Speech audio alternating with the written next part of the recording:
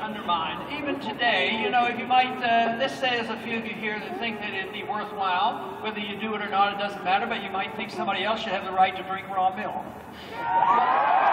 Yeah. Raw milk. Why should the federal government be involved in making that decision for you?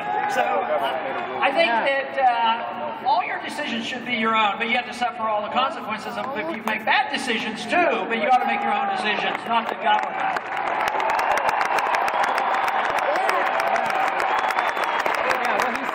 Yes. And when we restore the republic, you'll be able to buy any kind of light bulb you want. You won't have to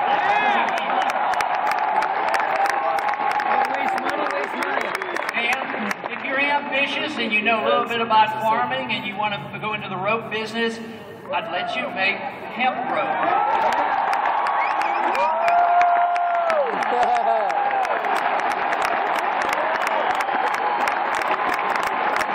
Farmer. Yeah, and also I would respect this principle.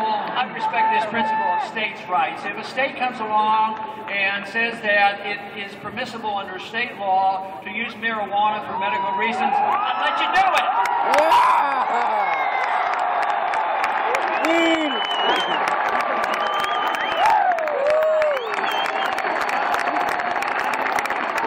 Marijuana. I think all drugs are dangerous. As a physician, I know about dangerous drugs, but I also know that the most dangerous and the most addictive drugs are prescription drugs. Yeah! And also, I know a lot more people die from nicotine cigarettes and alcohol, and yet we haven't been putting people in there for smoking and drinking alcohol. If people do harm to others, yes, they deserve the punishment and they need to be put away if they're killing people and injuring people under the influence.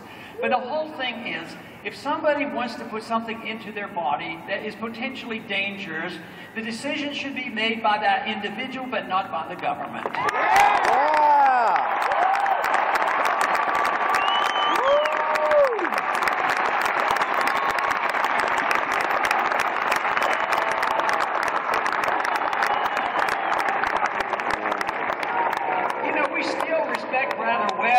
Intellectual curiosity. You can read the books, you can even read about these evil systems of government. These have tyrannical governments like communism and the millions of people they killed. But we refute those with better ideas. Even in our religious values, everybody can have their own choice of their religious values or none if they don't want it. So we don't try to tell people what they're supposed to do. Yeah. There's danger in getting off on tangents with religious values as well as intellectual material.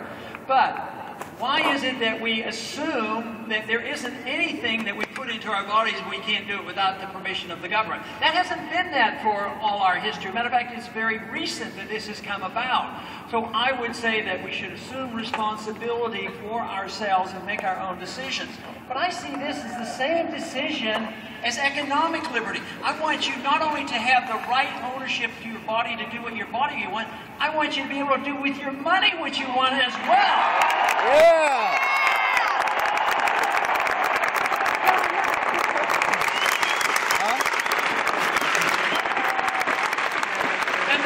And the basic principle of this is the understanding where liberty comes from. It doesn't come from our government. Why should they tell us how to use our liberty if they didn't give it to us? If anything, the government's supposed to protect our liberties. But I see liberty coming to us in a natural way or a God-given way, and it comes to us, we have our life and our liberty. But if that is true, shouldn't we have the right to keep the fruits of our labor? Yeah! Yeah!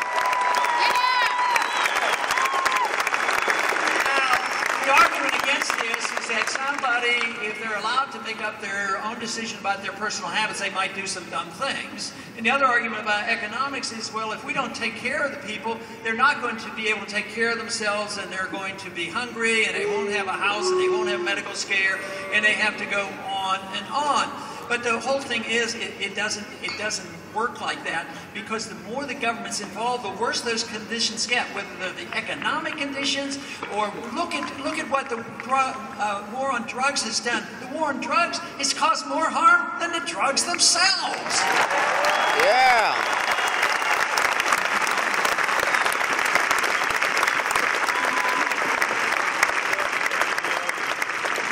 So obviously drugs are very dangerous, but I still believe that these decisions should be made by the individual. Before you know it, they'll be telling us what kind of food we can eat and how much salt we're allowed to have and how much exercise you have to do every day. Yeah. It'll go on and on.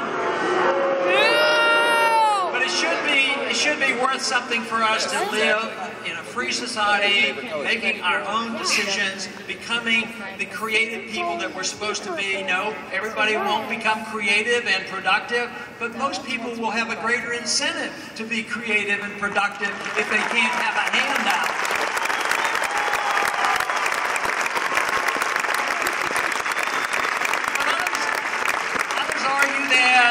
This is an expression that you don't care about your fellow man because he's off to do something, he might hurt himself, or you're not a humanitarian. Say, oh, well, if you won't have the government being the lender of last resort and don't take care, and nobody's going to take care of the people, then you don't have any humanitarian instincts. But the whole thing is when you expect the government to do it, and people end up starving under those systems and bring us a crisis that we have today, a crisis over our liberty, a crisis in foreign policy, a crisis in our economy. How can they argue the case that they're the humanitarians? I would say that only freedom can deliver the maximum amount of goods and services to the maximum number of people.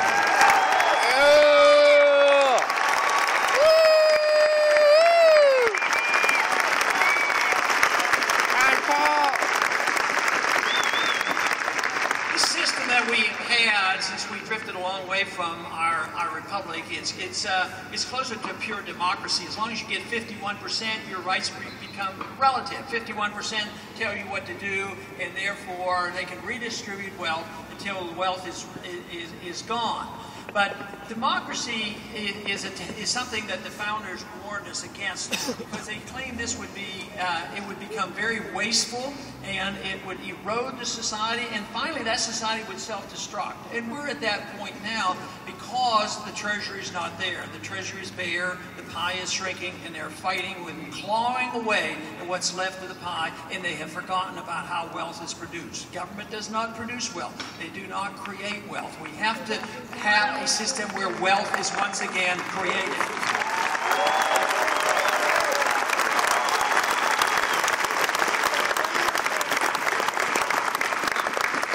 What happened 100 years ago or so was that people were enjoying the benefits of a free society, because a free society is very, very productive. And there's great wealth. We were the freest and the wealthiest country ever, but we're not that today because we're the most indebted country ever. So what happened was we concentrated on materialism that are the benefits of a free society. And there's nothing wrong with enjoying the benefits if you earn them. And this is good. Because people are wealthy, we shouldn't condemn it. If they're wealthy because they live off the taxpayer and they have special privileges by the Federal Reserve and they have contracts with the government, that's a different story.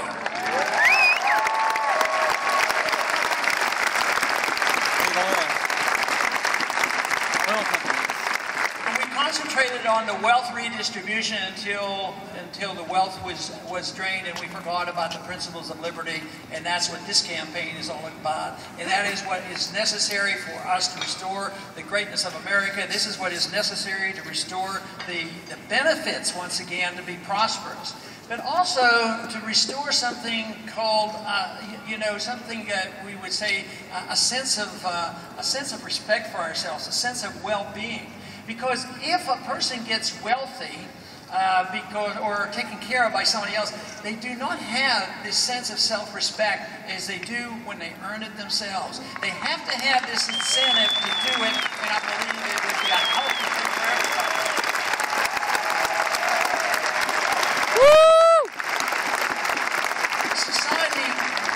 Society, in a free society, I think it opens up the door for seeking those things called virtue and excellence. I think that's what our goals in life ought to be. Some people might not care too much about that, but as long as they lead their life the way they want and not bother anybody else, that's beside the point.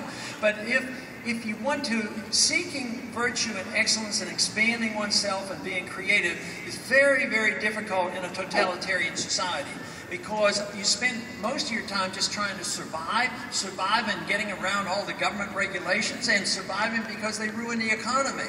So there's a big difference what happens in a free society. But we have been losing it. We have lost this free society, and we have become too dependent on our government to provide all the goods and services. But the experiment, though, was something that is rather new, the experiment in liberty. Liberty is a young idea. Maybe that's why young people like the idea of freedom, because it's a young idea, it's a wonderful idea.